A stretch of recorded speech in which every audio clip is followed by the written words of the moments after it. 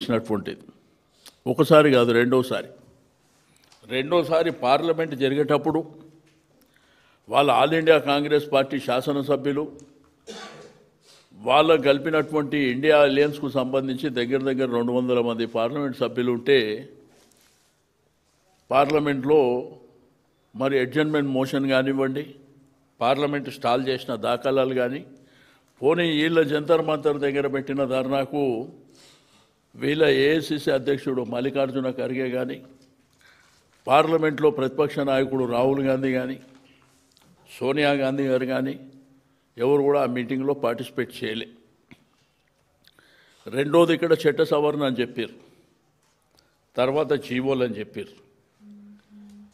ఒకవైపున గవర్నర్కు పంపించారు, గవర్నర్ ప్రెసిడెంట్ ఆఫ్ ఇండియాకు పంపించింది. అందులోపే హరీవరీగా జీవోలు తీసిర్రు. అది కోర్టులో చెల్లదు అని చెప్పి మేము స్పష్టంగా చెప్పినాం. బట్ అల్టిమేట్గా కోర్టులో కొట్టేసిన తర్వాత మళ్ళా 4-5 రోజుల నుంచి పెద్ద డ్రామా. ఇగో వాళ్ళ బీసీ డిక్లరేషన్ కామారెడ్డి. ఈ కామారెడ్డిలో ఒక్క అంశం కాదు, చాలా అంశాలు దీంట్లో పెట్టారు. ఒకటి రిజర్వేషన్లు 42% పంచాయతీలు కానీ మున్సిపాలిటీలు కానీ కొత్తగా 23,973 మంది బీసీలకు రాజకీయ ప్రాతినిధ్యం. రెండోది నిధులు, బీసీ సబ్ప్లాన్ తగినన్ని నిధులు మంజూరు చేసేందుకు మొదటి అసెంబ్లీ సెషన్లో చట్టబద్ధమైనటువంటి హోదా. మహాత్మా జ్యోతిరావు పులే బీసీ సబ్ప్లాన్ ఏర్పాటు 2 ఏళ్ళైంది. బీసీ సంక్షేమానికి ఏడాదికి 20,000 కోట్లు, ఏడాదికి 20,000 కోట్లు, 5 ఏళ్ళలో 1,00,000 కోట్ల రూపాయలు. 2 ఏళ్ళైంది. 2 ఏళ్లలో 20% కూడా చేయలే. దీంతోపాటు ఎంబీసీ కులాల అభివృద్ధి పర్యవేక్షించేందుకు ఎంబీసీ మంత్రిత్వ శాఖ, విద్య మీద మండలానికి నవోదయ పాఠశాల, చేతివృత్తులకు సాయం, వృత్తి బజార్ అని పెట్టి, దీంతోపాటు ఇంకా చాలా అంశాలు, రజకులు, విశ్వకర్మ, పద్మశాలి, మునులు కాపు, గౌడ, గొల్ల కుర్మలు, గంగపుత్ర, ముదిరాజు ఇట్లా చెప్పి మోసానికి తెరలేపారు. మీకు విచిత్రం ఏంటంటే నిన్న ఒక జీవో ఇచ్చారు, 46 జీవో. దాంట్లో వార్డు మెంబర్ ఎంపీడీ వాళ్ళ ఆధ్వర్యంలో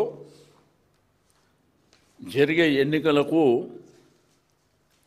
2011 సెన్సస్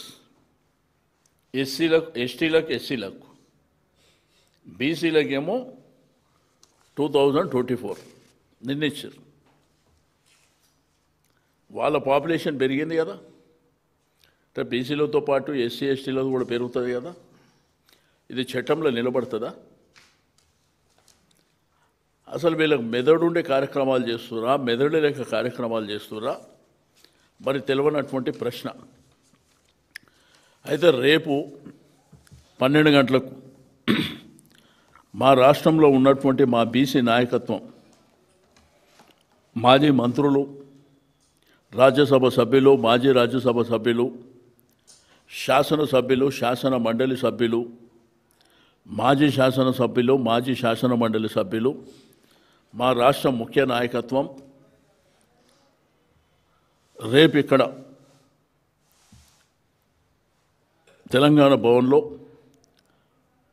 కేటీఆర్ గారు, హరీష్ రావు గారు అందరం కలిసి దీని మీద చాలా సీరియస్గా చర్చ చేయబోతున్నాం. ఈ ప్రభుత్వం మీద ఒత్తిడి పెంచి మేము అసెంబ్లీలో స్పష్టంగా ఒకటే చెప్పినాం, మీది ప్రభుత్వం ఏం చేసుకుంటారో మాకు సంబంధం లేదు. లోకల్ బాడీ ఎలక్షన్ అనేది 42% చట్టపరంగా జరుగుతూనే మేము ఒప్పుకుంటాం. ఎట్టి పరిస్థితుల్లో ఒప్పుకునే సమస్య లేదు. మీరు ఏమి చేసుకుంటారో మాకు సంబంధం లేదు. అది అసెంబ్లీలో చెప్పినాం. అసెంబ్లీలో వాళ్ళు బిల్ పెట్టినప్పుడు మేము సపోర్ట్ చేసిస్తూ ఈ మాటలు మేము చెప్పినాం. దానికి మేము కట్టుబడి ఉండడమే కాకుండా రేపు భవిష్యత్తులో పెద్ద ఎత్తున ఉద్యమం చేయబోతున్నాం జిల్లాల వారీగా.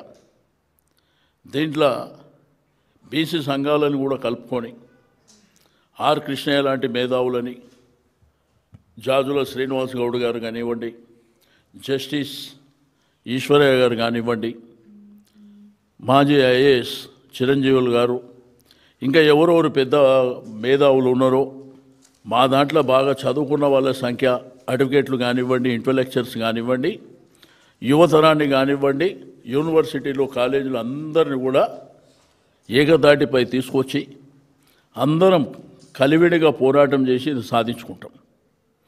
ప్రభుత్వం మీద ఎంత భారీ ఎత్తున ఒత్తిడి పెట్టాలనో మొన్న బంధకాల్లో చూసారు. డెఫినెట్గా, ఎందుకంటే 75 సంవత్సరాల తర్వాత కూడా మా హక్కులు మాకు రాకపోతే ఇంకా బిచ్చమెత్తుకోవాలన్నా మీ దగ్గర? మీ మోసపూరితమైనటువంటి వాగ్దానాలు 2018లో పంచాయతీరాజ్ చట్టం తెచ్చి కేసీఆర్ గారు మోసం చేసిరని చెప్పిండు ఆయన, ముఖ్యమంత్రి గారు. ఇప్పుడు నువ్వు ఏం చేస్తున్నావు చెప్పు. ఈ రోజంట పార్టీల పరంగా మీకు ఇంకో విచిత్రమైనది ఏంటంటే అసలు సర్పంచ్ ఎలక్షన్ పార్టీ గుర్తే ఉండదు. పార్టీ గుర్తు లేని సర్పంచ్ ఎలక్షన్లకు రాజకీయ పార్టీ ఇస్తుందని మాట్లాడతాడు ఆయన. కాబట్టి రేపు మధ్యాహ్నం మీకు కూడా డీటెయిల్గా చెప్తాం భవిష్యత్తు కార్యాచరణ ఏ విధంగా ఉంటుంది, రేపు మేమేం చేయబోతున్నాం. నేను మీడియా మిత్రులకు, మీడియా మేనేజ్మెంట్ కూడా రిక్వెస్ట్ చేస్తున్నా, ఇది 100% పైబడి ఉన్నటువంటి జనాభా పోరాటం ఇది.